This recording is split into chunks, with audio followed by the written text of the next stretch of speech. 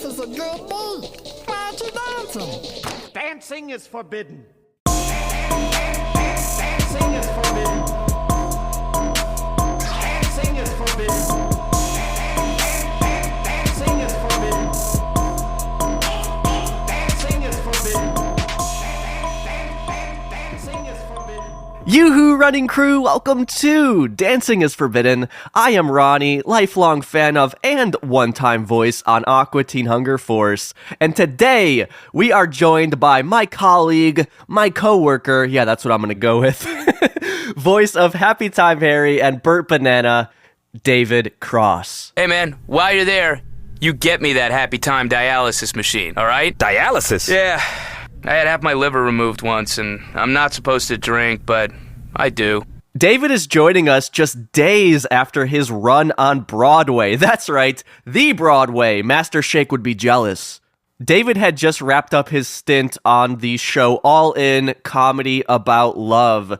And he made the next logical move, right? I mean, he's conquered the sketch comedy world with his brilliant work on Mr. Show with Bob and David. He's been on so many of the best Adult Swim shows. He's been on some of the best TV shows, like my beloved Arrested Development. He's tackled all sorts of movies, from comedy to drama. He's on top of the stand-up world, releasing his newest stand-up special, Worst Daddy in the World. And he also has his own podcast now, since his working overtime. So after Broadway, where does David go? Well, he comes on over to conquer the Aqua Teen Hunger Force podcast, Dancing is Forbidden. I mean, what else could he possibly do at this point, right? So absolutely such a treat. I'm just such a huge David Cross fan, from his stand-up to, everything else I just mentioned to you. I love everything David has done, but specifically to this podcast, not only did he play these beloved characters of Happy Time Harry and Burt Banana, but he really put Aqua Teen on the map in a big way. And that's not just coming from me, that's coming from the creators of Aqua Teen.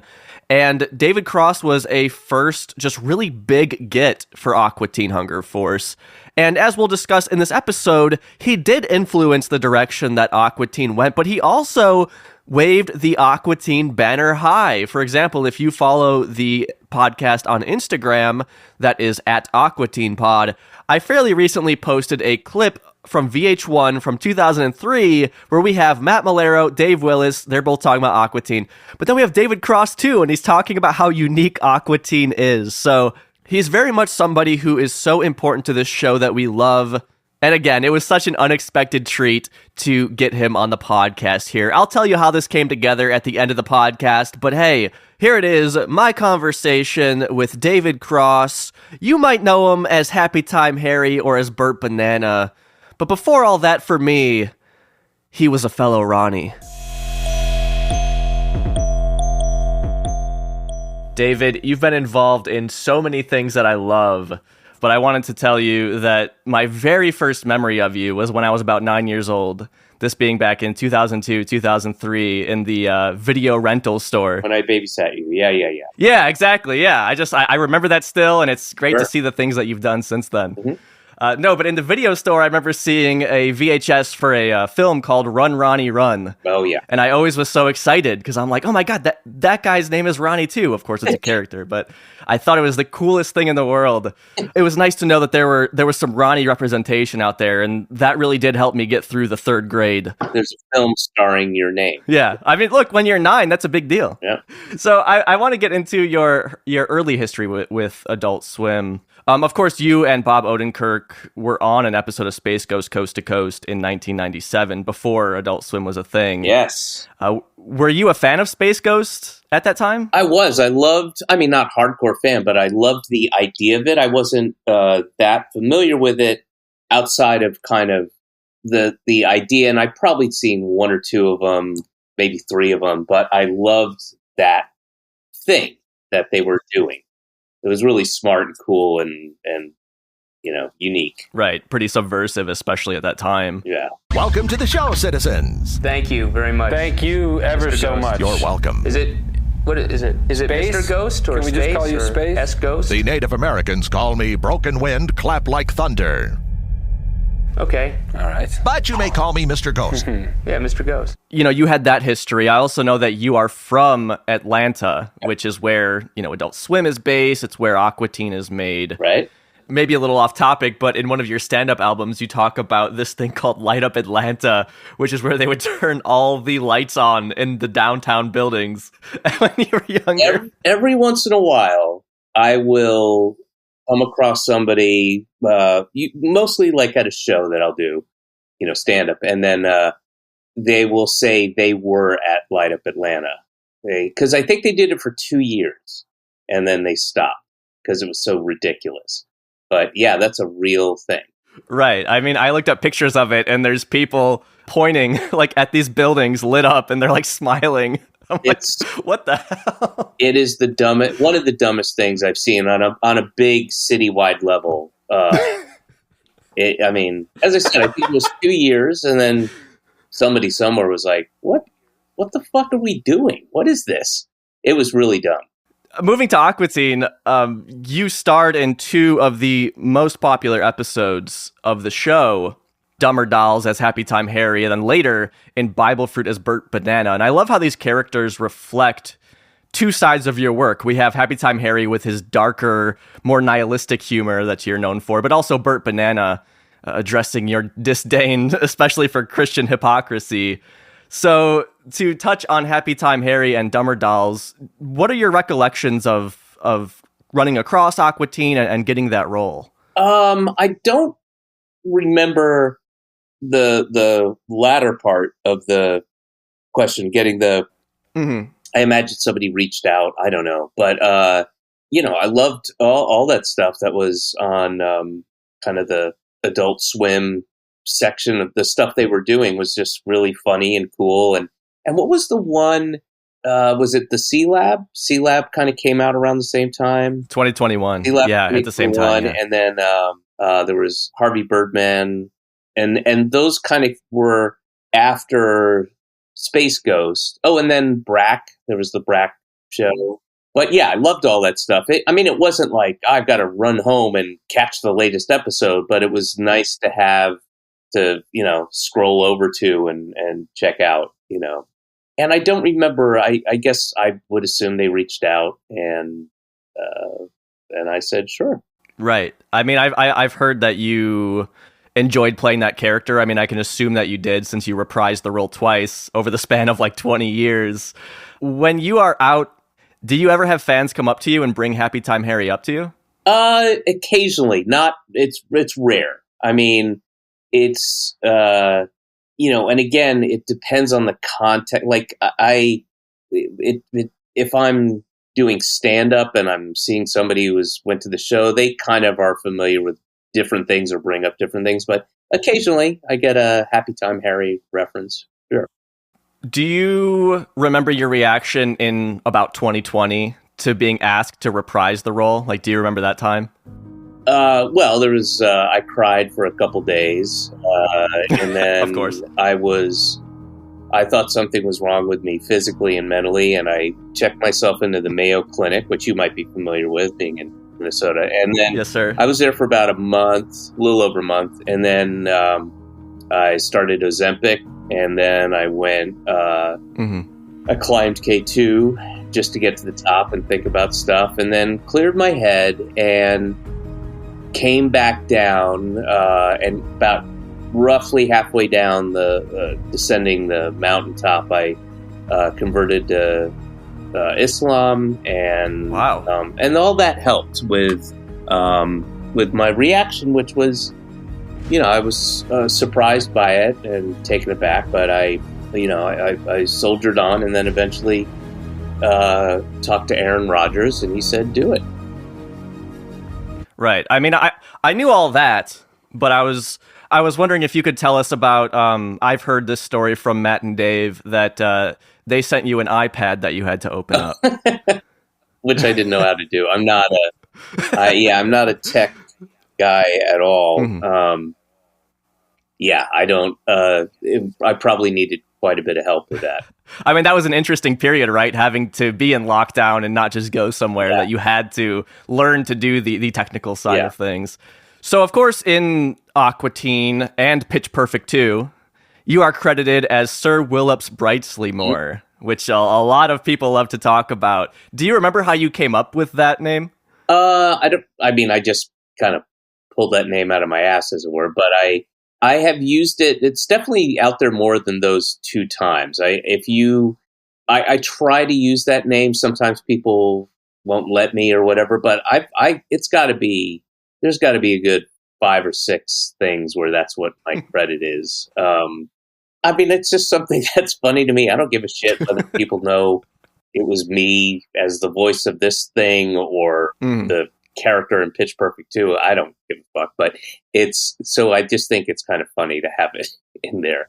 And believe me, I used to, and I've never gotten anybody to do it, but I used to try to get introducing David Cross as a credit, and nobody would do it. But yeah, I mean, it's just a goofy thing. And there, as I said, there's got to be at least 5, if not more, things out there where that's my credit. Yeah, I just love the consistency that you've stuck with it through all of your iterations on Aqua Teen, and then also again Pitch Perfect 2. I couldn't find any others, so I'll have to keep looking for those.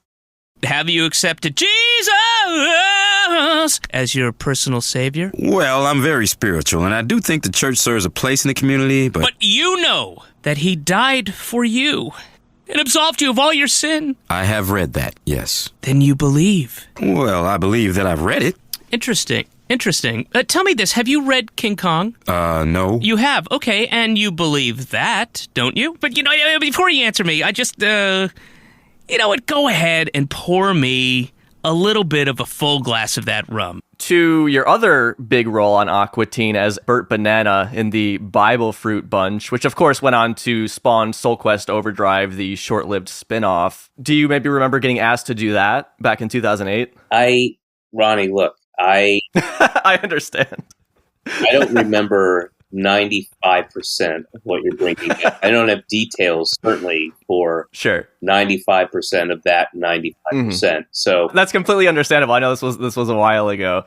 I do want to mention when Bible Fruit debuted and you're playing Bert Banana, this crazy ass maniac. It also aired alongside an episode of Tim and Eric Awesome Show called Internet, where you play this Pussy Doodles artist guy who Bob Odenkirk is screaming at to get this commercial done. I remember that. I love it because it shows like this range of yours of being this maniac kind of guy, but also being this wussy kind of guy.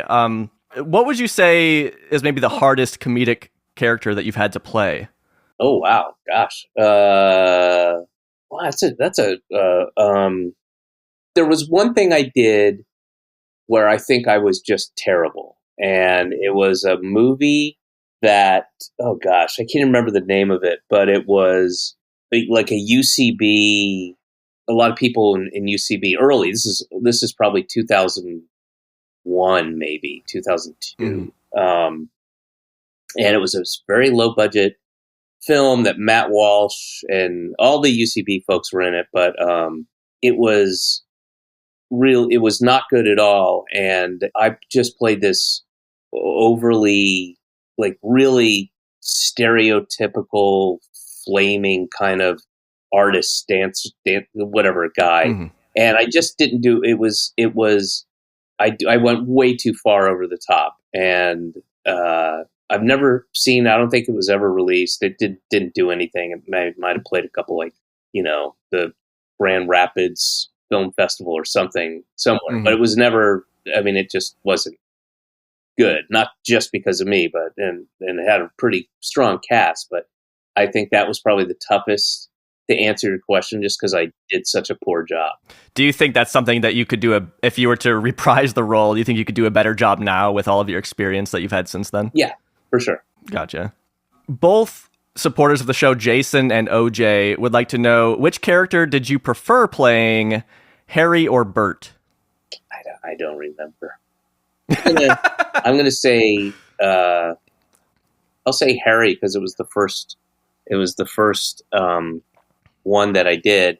Also, I like being dour. Right. I mean, it's such a Crossian character, and that that character really did change. It kind of shifted the show a little bit, because up until that point, You're saying show, but I think it changed the world as well. the world is a show if you kind of look back at it from a bigger angle. But in terms of Aqua Teen Hunger Force, the show was pretty happy-go-lucky and just silly Dadaist up until that point, and then Happy Time Harry hits, and I think Matt told me they kind of wrote that for you. And then I think it taught them they could go in this darker direction with Aqua Teen, and have had several successful episodes that are in that vein, really because of the job that you did on that episode. Well, they did the writing. That's 95% of the work. Hey, man, you know why you came in that box, right? It's because someone put you there to die. Now that ain't true now. I got me these night vision goggles. For what? You're a hillbilly. You don't even know who you are, do you? Look at you. You're a clown. You're a joke. I don't know why I have these goggles. I do have a couple miscellaneous questions for you. Over on Instagram, spoon_VG wants to know, what was your favorite show or film that you got to cameo in? Oh, that's a good question. Gosh, Pootie Tang was pretty cool. I had a little brief thing in that, and then just being part of that was cool. This is Pootie Tang, yeah. Yes, I'm Pootie. Now, clap it up my hammies. Supporter of the podcast, Lurvinator, has a Men in Black question, because you were in both of those first two films. Mm-hmm. And his question basically pertains to the fact that you play what seems to be two different characters. Would you be able to shed some light on that? So I did the first one, and the character dies. Yes. And then I got asked to be in the second one. I said sure. And it was all the stuff that you see. It's the guy works in the video store or whatever it is. Yeah, the video store, and he's got a girlfriend, and all the stuff that you saw was the character, and I can't remember what the character's name was. And I got along really well with the director, Barry Sonnenfeld, and he asked for me to come in for the second one. I get there, I've got the lines memorized. We're going to shoot. I think the whole thing shot over 2 days, if that. And I get there, it's a studio, set. So there's not even a lot. It's not a location. It's all self-contained. Go through wardrobe, hair and makeup. Get to the set, and he goes, I think we probably rehearsed it once, and he goes, you should be the same character you were in the first one. And I was like, well, I think he died. And then he's like, yeah, but we'll say he didn't. And so I was like, all right, can somebody show me? I think I watched that movie once, a long time ago. I don't remember exactly so I have to, can somebody pull it up? And because had a totally different approach. So right there on the set, he decided to make me the same guy. Right. And it didn't make much sense to me, but yeah, people kind of liked it. It was confusing, obviously, but there you go. Mm-hmm. I love that. Thank you for that clarification. Because yeah, he asked that, and I'm like, you know what, you're right. And I was looking it up, and I couldn't find an answer. So I'm glad we could finally know why. One of my other favorite shows is King of the Hill, and growing up, my favorite episode was always the one called Witches of East Arlen, which I years later found out you voiced the guest star in that episode, Ward Rickley. I don't know if you remember working on that King of the Hill episode at all. I'd love to hear about that. I don't remember specifically. I remember being approached to do it. I was like, yeah, sure. That sounds like fun. I like that show. And it was like kind of a fun character. I really, gravitate towards something that I think is going to be fun to do, especially in this world. How old are you? 30? 40? Not even close. I am 5,000. Don't you have some friends your own age? Someone to drink with? Maybe a girlfriend? And waste my seed on a common harlot? Not likely. When the time is right, a maiden will be delivered up to me. Probably from the east. I would like to touch on your newest stand-up special, Worst Daddy in the World, which I love so much. I mean, I've listened to all of your albums, and that one was great, just like all of them. Well, thank you. Something that is very interesting about your stand-up albums is that you have a video version that is different from the CD version. Where did that idea come from? I mean, it was about, like, I think the first one was, I want to say, Bigger and Blacker, where I figured out, I had the idea, like, oh, if I'm doing a tour, and it wouldn't work for other people, but it would work for me because my set changes and evolves time as I'm doing it. And if I'm doing, let's say 70 shows, the middle show is going to be different from the first show, and the last show is going to be different from the middle show. So there's a couple different reasons for doing it. So I will shoot the special in the middle of the run, knowing that the stuff I've been working on and started out with is super tight. I'm going to end up dropping some stuff because I don't want to do over, like an hour 20 tops is really where I don't want to stay on stage too long. And so you expand bits, you come up with things happen on the road, you experience different things, whatever. You have new stories.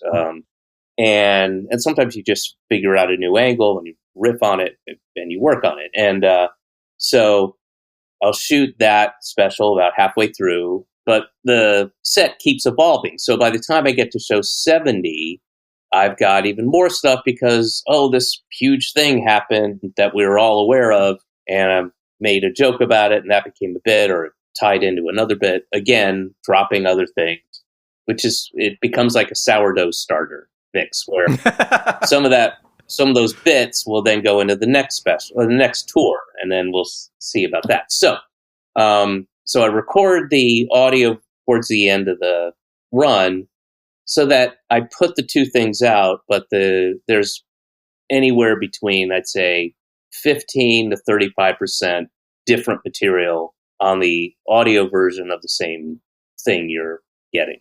So one, it's more bang for your buck. Two, it's, as I said, more material, and the material is tighter. And it allows me, again, to put stuff in my back pocket and you have it for the next time I go out.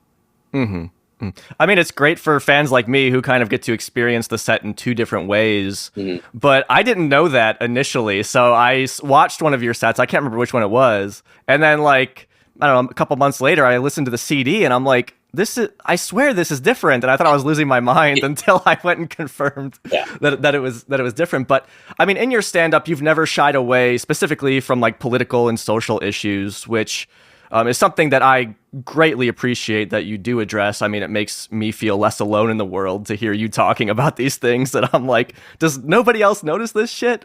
But have you found it harder or easier to discuss those issues in today's climate? I mean, neither really. I just do. It's not harder or easier. I just sort of do it, and then you deal with the ramifications or the blowback or whatever you want to call it. But it's, it's certainly easier now than it was when I was first starting out, first kind of finding my voice, first starting to do that kind of stuff, because I didn't have the skill set to roll through it and address hecklers and people are angry. And I have, but also the more I do this, the more the higher the percentage of people who are coming to the shows are fans of mine and understand and are not just understanding, but want you to do that. That's why they're paying $40 and getting a sitter and all that stuff. That's what they're hoping to hear. And whereas initially maybe 30%, as people were starting to know who I was as a stand-up, were familiar with that. I mean, now it's like, I don't know, 90+%, and I have for the past 10 years been like, well, that's on you. Do your homework. I mean, this is what I do, and it's well established at this point, and I'm not going to apologize, and I'm not going to try to win you over. I will do absolutely the best set I can do, and I will be a professional about it. And I know I've been very careful and specific about this. I before I ever get into that stuff, I've done at least 20 minutes of material that's not political, that everybody can have a good time. So if you're not leaving 3 minutes into my set. Mm-hmm. If you're leaving halfway through, towards the end, and okay. I mean, you at least had some laughs, right? On material that had nothing to do with politics or culture or any of that shit. But this transformation occurs that as soon as they step across the threshold of the church back outside, this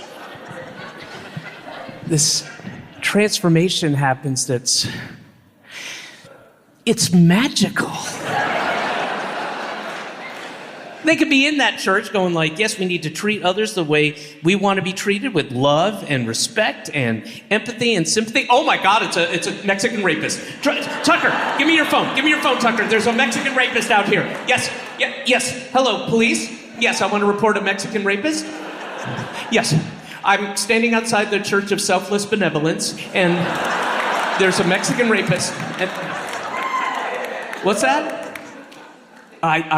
I don't know. She's probably 9 or 10. I'm not sure, but she's pointing to her belly and crying. So please send one of your tanks.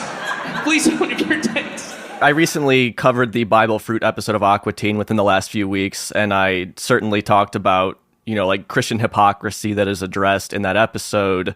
And it's just great to see it still, discussed in your work. Worst daddy in the world, the whole. The Church of Selfless Benevolence. I had to write that down when I heard you say it the first time because it was so funny. To jump to your podcast now, since is working overtime. You have lots of Aqua Teen alums on your show who have also been on Aqua Teen in various episodes. Although my favorite episode was the one with your wife, Amber. What made that my favorite episode was you really get into your love of bad Hallmark movies, which are something that I am obsessed with. So I was like loving that so much. Well, it was nothing that I will say that I've kind of weaned myself away from that. But there was a period that went on for months where I was out on the road. That's where it started. I was out on the road. It was the last tour, the Worst Daddy in the World tour. And, the all the cliches and trite observations about being on the road are all true. Everything you've heard is all, it just is, it can be depressing and mind numbing, and the shows are great, but the travel and the being in a different hotel in a place you're not familiar with, that they all look the same, and sometimes you forget what you go to the room that you were in last night in fucking Bozeman, Montana, like, oh wait, I'm in Olympia, Washington now. This isn't the right, still the same Doubletree, but so I found myself, like, when I go back to the hotel, we'd go out drinking, me and Sean Patton, who was opening, and you try your best to have a good time. And there wouldn't be a whole lot on TV, and I wasn't quite ready to go to sleep yet. And just scrolling around, I just landed on the Hallmark channel. And there's another one, I can't remember what it's called, but there's another Hallmark type channel, like the American Family, whatever. But it's all the same, Christmas Town in, yes, whatever, like. Love finds Christmas Town or whatever. It's all the same thing. It's like Mad Libs, where you just are putting in a different adjective and a noun, and like, so she's the CEO of, she has a startup and she's too busy for love. And her in the big city father is dying, and she has to go back to her small hometown. And the lumberjack there, whatever. It's all the same, plug and play kind of things. And and I just got really, really kind of minorly obsessed with. I have to know, even though it's one of three things, like how the dialogue is so stilted and terrible. The acting is usually, sometimes you could tell there's a good actor trying to do their best given the circumstances, but often they're not good actors either. And the scenarios are just ridiculous, and the sets, and like, that's not real snow. And wait, so why is the prince of this made up country stranded in Rutland, Vermont? What happened? And it's just, and when you get to watch a couple of them back to back, and then there's a kind of sub genre of murder mystery Hallmark movies now too, like the same application, but they're like, I haven't seen those. Oh man, they're so bad and so implausible and just ridiculous, and just it's watching one wouldn't do it, but if you watch a couple of them, then you're like, you just get into this rhythm of enjoying how ridiculous it is, and that's what happened over months. And I found when I came back home, if I was on stretch of downtime or the tour was over and my wife would be out of town and there wasn't a sports game that was interesting that were on, I'd flip over to the Hallmark and I'd watch. That's how I know about the murder mystery ones. And they're just terrible. They're so bad. And I'm kind of over it now. That period lasted maybe 3 months, but boy, did I way into it. Yeah, you want to take breaks. I mean, my favorite movie is Tommy Wiseau's The Room, so sure. I kind of love these for the same reason. Yeah. And I always tell my listeners, I'm like, go to Tubi.com and type in Christmas, and you have an endless supply of free, horribly, so bad they're good movies. They really are. There's a great one of, so it's this woman, again, she's like too busy for love, and she's in the big city, and then she finds out that she's Jewish, and it's pretty fun.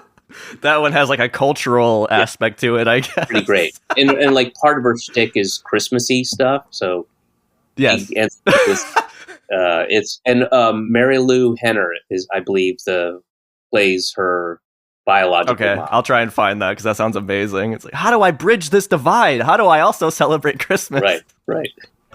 I get the results of my DNA test this week. I am 50% Jewish. We just need to figure out the connection. I was adopted. I'm your biological mother. Wow. Mia Kirshner, Ben Savage, and Mary Lou Henner. There's something so endearing about her. Is Hanukkah always this much fun? Depends on the family. I think I found the right family. Love Lights Hanukkah, only on Hallmark Channel. So back to your podcast. I mean, you've guested on a ton of podcasts. For example, you're guesting on one right now. Sure. How are you finding hosting a podcast? Does that kind of fit your expectations, or are you surprised by doing it? I mean, yeah, totally. I mean, it's just talking, and I don't do it over Zoom. I do it all in the room because I just think you get a different dynamic. I've started with people that I knew, and then kind of branched off to folks that I might be aware of, but I didn't know or hadn't met.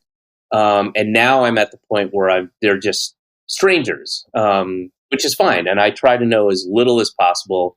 And the whole pitch is just like, we're going to have a conversation. Like, we're at a bar, I meet you, and I'm going to ask those kind of questions, and you answer them how you see fit. And if it wasn't enjoyable, I wouldn't be doing it because I get nothing out of it. And I was pitched heavily for years to do a podcast, and I had no interest in it.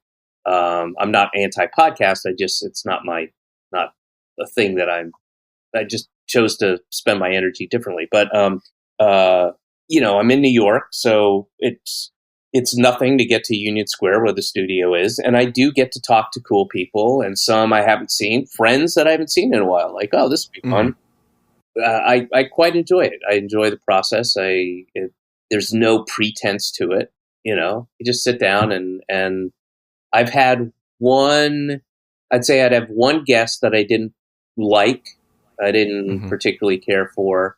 And everyone else, there've been some that we like the episode is a little flat, but it's not like I didn't care for this person, but I like it. I can vouch for it. It really is great. I mean, I would like to throw out, if you want to start a new podcast, I would love to hear you and a guest talk about a Hallmark movie that you pick. I think that could be a lot of fun to listen to as well. That could be fun. Well, that'd be a fun segment, Yeah.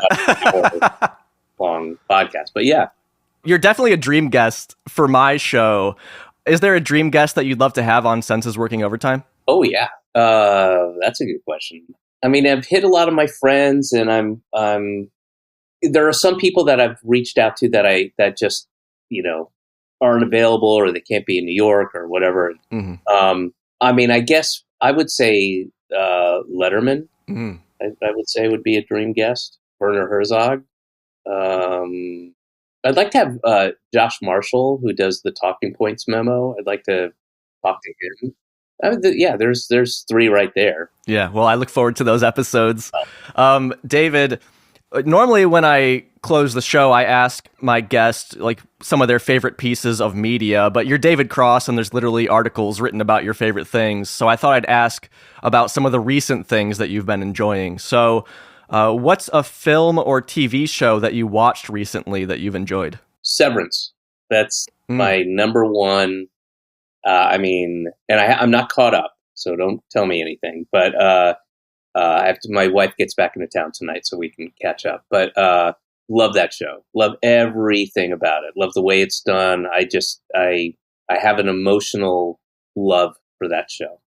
It's kind of funny. I had friends ask me to watch that last night, but I was like, no, I can't. I got to prepare to talk to David Cross. It's a really good show. It's really nothing but great things. And plus, I mean, I know Ben Stiller directs that, right? Yeah. And he's somebody that you worked with very early on. So. I hadn't talked to Ben in a while, but I reached out to him after I saw the first series. This was 3+ years ago, but I was like, man, I'm so impressed. I can't say enough how the choices he made, and because initially it's words on a piece of paper, and you have to work with the whole team to get the tone and the casting and the design and the pace, everything about it, and the scoring, and it's just like, man, I just thought it's rare you see something where like every choice is really perfect, Right. Yeah. Yeah. What about some music that you've listened to recently that you've enjoyed? I haven't heard that much new stuff. I want to get the new Guided by Voices album. I'll get that, but I haven't heard it. But what's new? I don't know. I will show you this. I got this. I haven't opened it up. You can see the classics on it. This is the new Nick Cave and the Bad Seeds CD, the new album, Wild God, that I need to listen to. It's right here. So we flew to the top of the world and looked around and said, where are my people? Where are my people to bring your spirit down?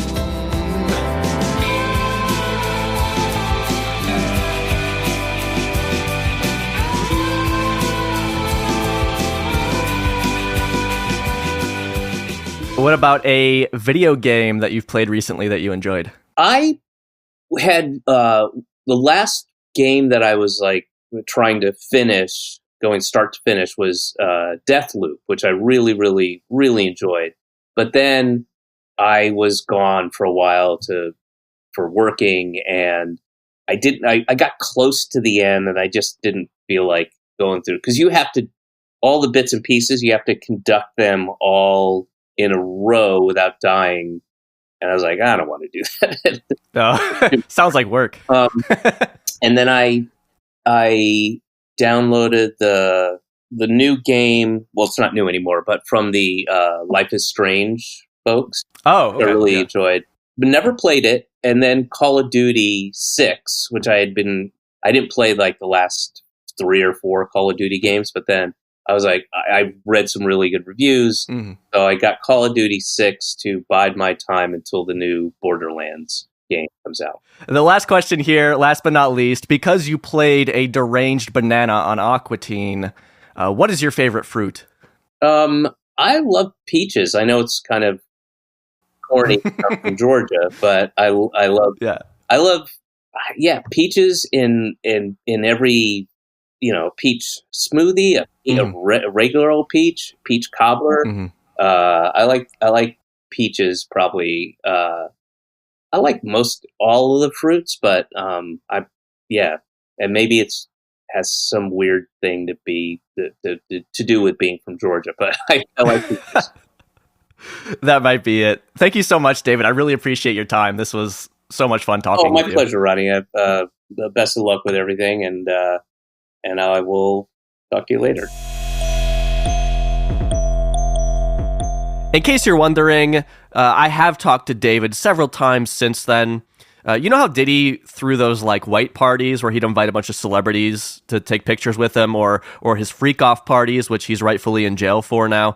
Well, I like to throw my own parties called tickle parties, and David has been invited to all of them. He's attended all of them, and I know him now as Feather Fingers. Let me just tell you that. He's really good at tickling. But thank you so much to David for taking time to talk to us here on the podcast. I do want to let you know, stick around to the end of the episode here, because David and I did talk a bit about his 2020 drama film, The Dark Divide, which I think is a fantastic film. We really get to see David, flex his dramatic muscles there. And, maybe he shows his real muscles too. Regardless, it's a great film, and I put that talk on the end of this podcast episode, in case you haven't seen it. Maybe you want to watch it first before you hear that. So, link in the description of this podcast episode. You could actually watch The Dark Divide for free right now over on Tubi, and this is a good point to let you know that there are links to just about everything that we discussed here and that I played throughout the episode in the description. But again, I'm a huge Cross fan. You might call me a Cross head. I'm really into just about everything that David has done. I don't know if you've seen that Nick Cage movie where he like shows up in people's dreams. That's kind of like how it is with me and David Cross, because he tends to show up in a bunch of my favorite things, like Aqua Teen, like King of the Hill, and just all sorts of stuff. Love me some David Cross. It was especially great for me to be able to talk to David about his stand-up, because I'm a huge stand-up fan, especially of David's stand-up. I mean, a lot of the times I'll go to sleep listening to a stand-up comedy album, and David's work is definitely in that rotation. He's just one of my favorite stand-ups, so it was cool to get to hear a little bit about that. Again, Worst Daddy in the World, his newest one. I wasn't just blowing smoke up his ass. I really was blown away by how great that special was. It's really worth your time, and you could watch that for free over on YouTube. And if you really like it, you can then listen to the audio version on like Apple Music or Spotify or whatever, because it's a different version of that. It's so cool the way that he puts out kind of two versions of his specials. Real quick, I want to add, you could hear it in the episode, but I did track down the Hallmark movie that David was talking about. It is Love Lights Hanukkah. That is the name. I have to check it out. It looks fantastic. But hey, sorry, not a whole lot of Aqua Teen talk there for you, which is understandable, right? Somebody like David Cross, go on IMDb and look at his page. He's done 10 million things, and it's completely understandable that he might not remember a ton about these, short recording sessions that he's done for Aqua Teen. But regardless, I know that he really enjoyed his time with the show. I mean, that can be seen by the fact that he came on the podcast, right? He didn't have to do this. Like, there was no reason for him to say yes to this, but he did. And I think that just goes to show the soft spot he has for Aqua Teen. And also worth mentioning is that Matt Malero mentioned to me that him and David have worked on some pilots together for things that didn't quite make it to air. Unfortunately, I would love to see these things, but that just goes to show that David has kept in contact with Dave Willis and Matt Malero and done things with them outside of Aqua Teen, like a Soul Quest Overdrive, which was that short-lived spinoff. He's just, they're always kind of popping up in each other's worlds. And worth mentioning, too, that David did work with Radical Axis, the animation studio behind the original run of Aqua Teen. So those guys knew David too, and in fact, I recently interviewed former Radical Axis employee Todd Redner, who is very important to Aqua Teen, and he has some David Cross stories of his own that we'll be hearing whenever that episode is out. So again, thank you for listening, and it was such a cool experience for me to be able to talk to David and have him on the podcast, and even just going through and editing his voice is like a voice I've heard so much throughout my entire life was such a cool experience. Not something I ever expected. So I would like to thank supporter of the show, UK No Tamashi, who really got the ball rolling on this happening, which was... He asked me about it. He's like, hey, you should talk to David Cross. That'd be cool. I mean, I'm not the kind of person that's just going to reach out and try and make something like this happen. But I'm like, you know what? David is like this kind of integral part of Aqua Teen's history. I think that would be worth doing. I'm not somebody who's particularly interested in just talking to actors or celebrities just for the sake of it, but with David Cross, I love him so much. I wanted to try and make that happen. So, with UK no Tamashi hyping me up, I reached out to a couple folks, and it didn't really seem like it was going to happen.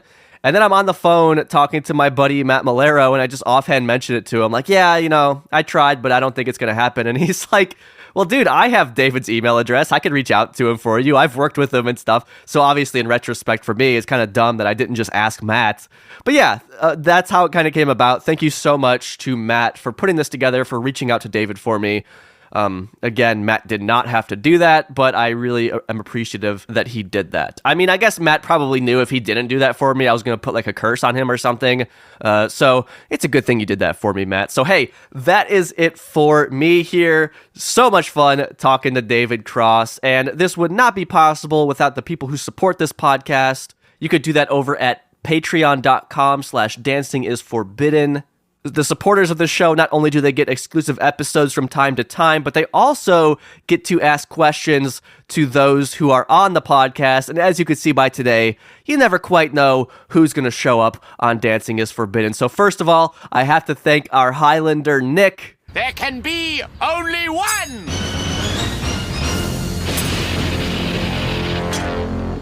Look, I gotta say, Nick, I'm sorry. I totally meant to ask David to shout you out, because he's a Highlander too on Aqua Teen. It would have been perfect, and I fucking blew it. So there's only one time I'm apologizing on this podcast, just like there's only one Nick. And of course, shout outs to our number one in the Hood G tier patrons: Ian, Captain Buford, Robinson, Jason, Lecheratone 69, Empower 706, Swimwiki, Lurvinator, Thorin the Grumpy Dwarf, Jonathan, Garrick, Calixto, Luz, and UK no Tamashi. You guys can watch shitty Hallmark movies with me any day of the week. Keep it cool, take it easy, bye-bye.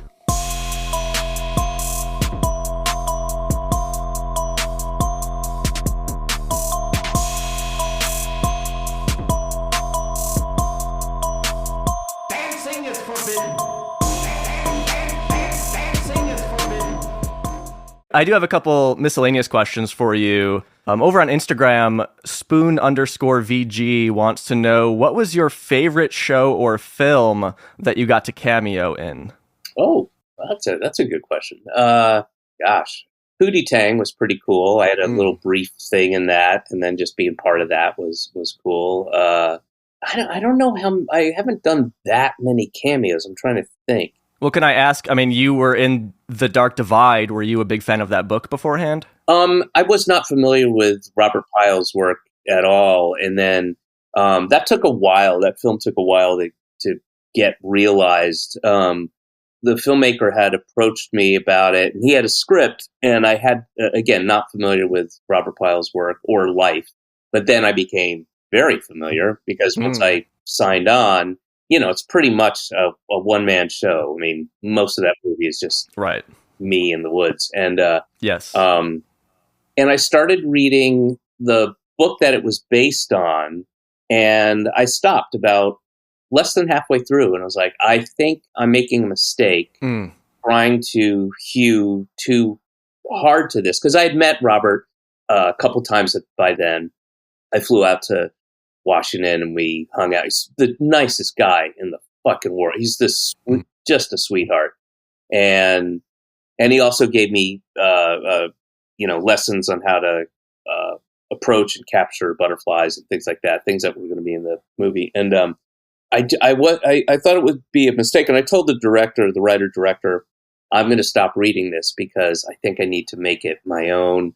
I've met him. I've got enough of this, of the backstory to, his wife dying, his being, not having experience. And also some of the things in the book didn't jibe with the artistic license that the writer-director had taken, making some of the situations more kind of scary and deadly, like the lava tube part. I don't know if you saw the movie. I did, yeah. So the part in the lava tube, which is a real thing, really happened.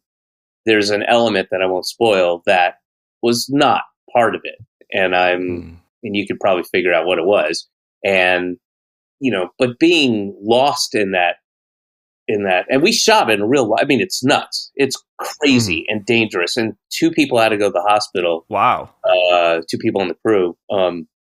But I mean, it was a dangerous shoot. Absolutely 3 people in the entire production over the course of production ended up having to go to the hospital. But I just didn't, when I got to the lava tube part, I was like, wait, I don't want to try to match this. I'm going to, especially because we're adding this element that wasn't there. Mm-hmm. So I just basically stopped and just kind of made it my own and tried to be, true to Robert's experience and what he must have gone through with his wife and, and the cancer and all that stuff and his, and also in the film, I have my character has very little experience in that kind of camping. And in real life, he had done stuff like that before. So I was like, all right, I need to make this also. And I went out with a survivalist for a weekend to learn stuff. And I was like, this isn't going to come. I shouldn't know these things. I shouldn't even have this in my back pocket because he didn't, Right. And so yeah, it was interesting. Yeah, it's a beautiful film too. I was really blown away. Dude, we shot whatever that's called, the Cascade, that stretch of the dark, what they call the Dark Divide. It was skeleton crew. There's no craft services, no triple bangers, right. It's stunning. I mean, it's so beautiful, and when it rained and we had to go get a shot, it's like, all right, go out there in the rain. We're going to be a quarter of a mile behind you, shooting you in a long lens through the woods and go hiking. Yeah. I mean, I'm sure it was just so much work, but I'm sure it was a really fun experience compared to voice acting like in Aqua Teen Hunger Force. Yeah, it's pretty much the opposite, but yeah.